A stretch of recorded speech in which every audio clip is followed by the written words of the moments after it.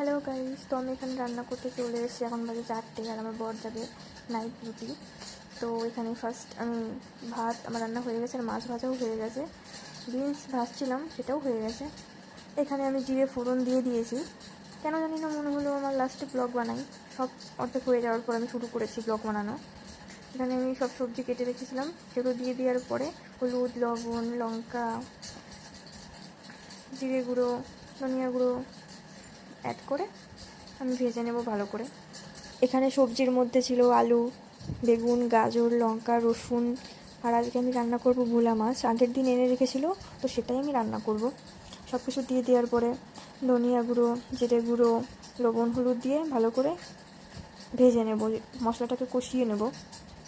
Hot করে আমার বরকে ফোন করে আজকে বলে নাইট ডিউটি যাওয়ার কথা, তো সে মানা করেনি। তো আজকেই আমি আসার পর সে ফার্স্ট আজকে নাইট ডিউটি যাবে। কি মনে হলো, তাড়াহুড়ো করে করছিলাম, মনে হলো যে ঠিক আছে ভিডিও বানাই, তার জন্য বানাচ্ছি। আমি আগে পরে রিলস টুকটাক করতাম, ভিডিও। আমার পড়াশোনা তো ছিল, তার পাশাপাশি আমার ভিডিও করতে খুব ভালো লাগে। আমি জানি না কেন, এমন না যে আমার অনেক ফলোয়ার্স হতে হবে, হলে তো ভালোই হয়, কিন্তু এমন না যে অনেক লাইক ভিডিও। কিন্তু আমার ভালো লাগে টুকটাক ভিডিও করতে। আগে পরেই আমি অনেক আগে থেকেই রিলস বানাতাম। এখানে আমার লঙ্কার গুঁড়ো অ্যাড করতে মনে ছিল না, তো আমি এখন অ্যাড করে দেবো। তো চলো এগুলোকে আমি কষাতে কষাতে আবার কিছু কথা বলি। যেমন মেয়ে মানুষ কেমন না, যে চেনে না জানে না, বাড়ি থেকে তার বিয়ে ঠিক করে দিয়েছে, বিয়ে করে নিল, সব কিছু গেল, থাকলো, চিনলো, জানলো, সব কিছু এক জায়গায়। অচেনা মানুষগুলোকে কীভাবে আপন করে নেয় বিয়ের পর মেয়েরা। এই জন্যই হয়তো বলে মেয়ে মানেই মা, মায়ের জাত, আর মা মানেই মায়া, মমতা।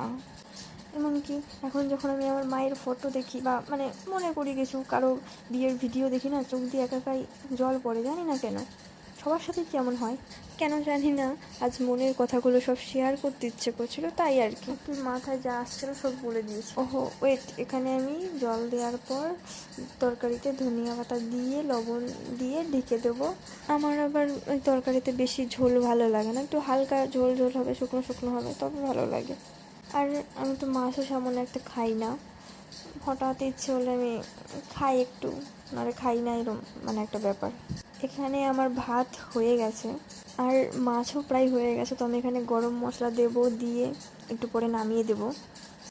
আর আমি মাছ ঝোল দেওয়ার সাথে সাথে দিয়ে দিই না, তরকারিটা হবে আস্তে আস্তে হয়ে আসবে, প্রায় নামাবো, তার কিছুক্ষণ আগে আমি মাছটা আগে থেকে ভালো করে ভেজে রাখি, যাতে খেতে ভালো লাগে, তারপরে আমি দিয়ে দিই মাছটা। এখানে গরম মশলা